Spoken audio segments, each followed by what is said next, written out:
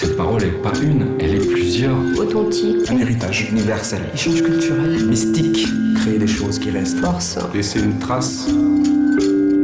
C'est un témoignage du passé.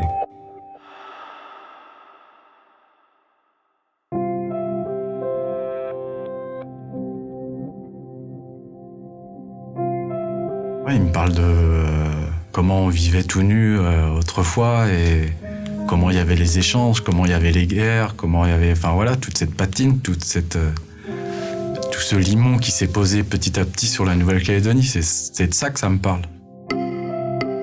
Ça nous fait tout de suite penser aux vieux, à plein de choses, quoi. Ça donne des frissons.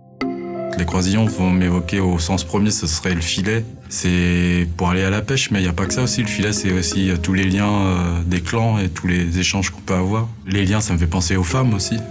En la regardant d'en bas et en regardant ces croisillons là-haut, on aurait l'impression de voir les étoiles à travers et d'écrire une certaine constellation, quoi.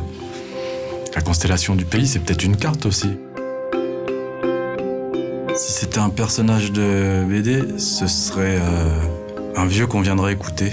Pas le super-héros, mais celui-là qui reste un peu tranquille, inamovible, mais qui a beaucoup de sagesse et beaucoup de connaissances.